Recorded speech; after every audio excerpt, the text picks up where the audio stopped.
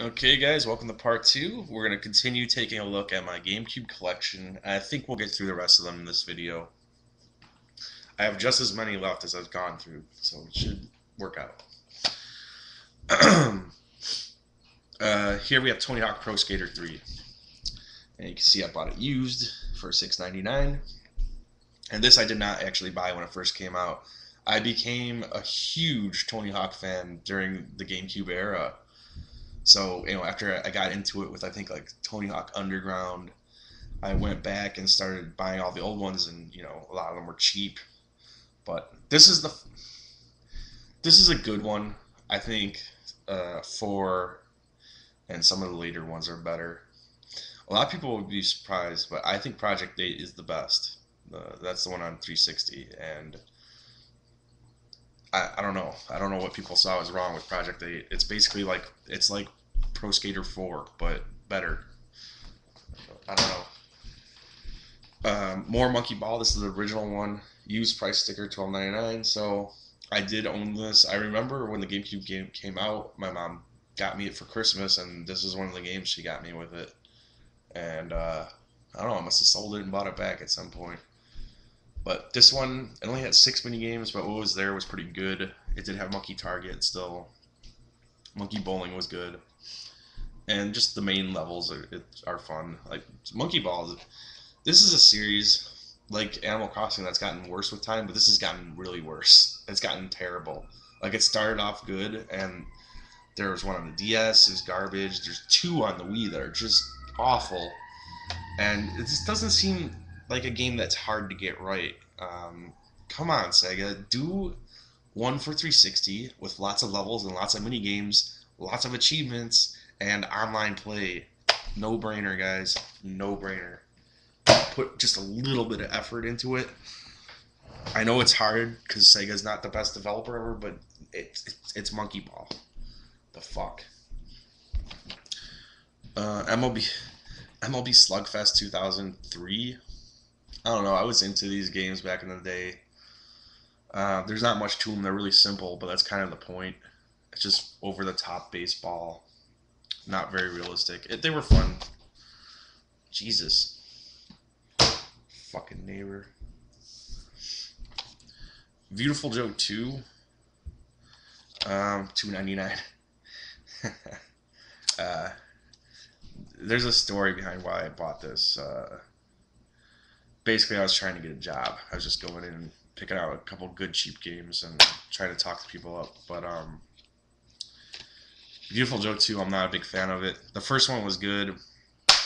I think this one was, I don't know, more of the same but harder, and I just wasn't really into either of them. But it was $3.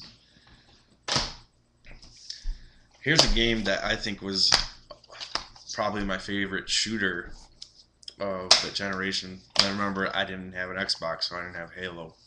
That probably would have taken the cake, or maybe not, because this one, it was kind of like GoldenEye, but for the GameCube. Timesplitters 2, and there is a Timesplitters 3.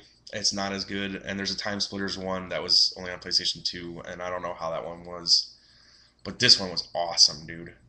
Tons of levels. You can make your own levels. Some of the levels are like remakes of GoldenEye levels.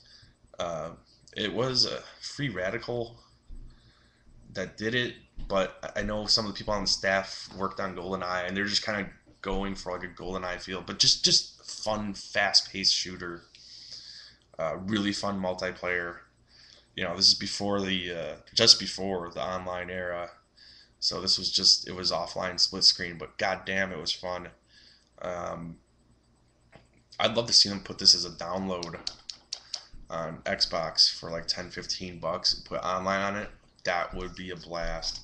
There have been rumors of there being a 4th one being worked on, but pretty sure Free Radical's no longer with us. I don't know who's working on it. It would be cool to get a 4th one, but honestly, it would be cooler to me if they just put this up on Xbox Live. And here on the front, it has a quote from Electronic Gaming Monthly: "Heir apparent to GoldenEye." Fuck yeah, it was. And this is still the original one that I bought. And I remember buying this because I took like all this change I had, I took it to like a grocery store and put it in one of those change machines, and I got enough money. I remember going with me and my buddy to get this, and we had a blast.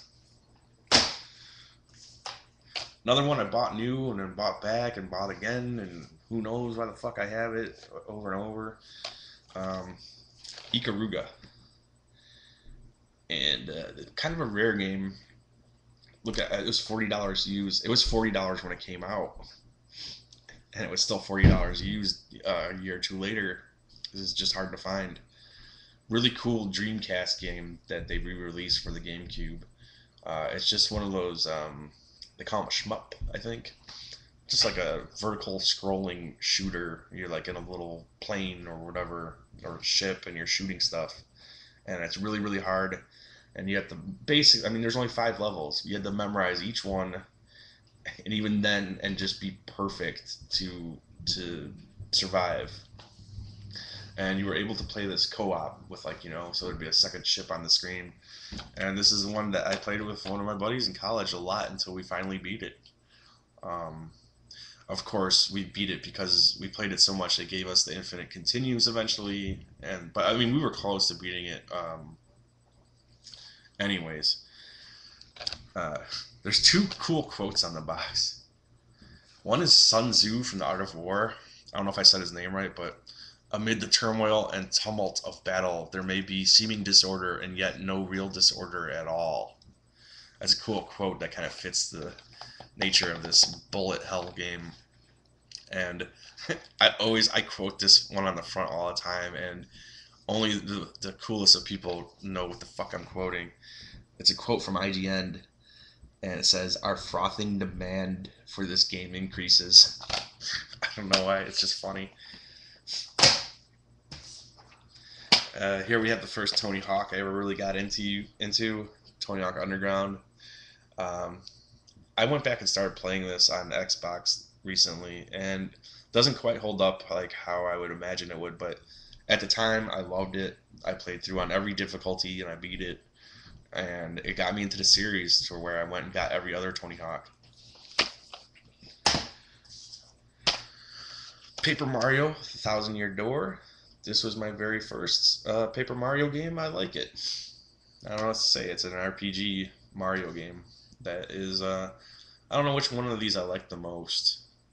I did like the Wii one, even though that was different and it was less of an RPG. But I did finally, after they released the first one on the Virtual Console for the Wii, I went back and played that one. I think I liked that one the most, but this one's all right. NCAA Football 2005. I remember this being awesome back in the day. It was the first one that it added in this thing where you could like somehow get the stadium to shake. By getting people so loud. New stadium pulse. Pump up the crowd and keep your composure. The stadium now rocks with energy via shaking cameras and controller vibrations. I don't know. I just thought that was cool. It had a cool like college football atmosphere to it. I think this is the last one I bought, so I don't know how the series is now, if they've kept up with that. It's EA. They don't evolve their games enough. Tony Hawk Pro Skater 4. Many people consider this to be the pinnacle of the series. I still think that Project 8 was better, but this is definitely one of the better ones, and it's just straightforward. It's Tony Hawk. No bullshit. Metal Arms Collision System. I bought this $3.99. I don't think I even played it. Resident Evil. Probably one of the best remakes ever made, and still the best looking game on the GameCube. This game still looks good now, and I really wish they would give this treatment to Resident Evil 2 and put that on Xbox Live. But yeah, better than the original. Just get this. It's available on Wii too, so get it.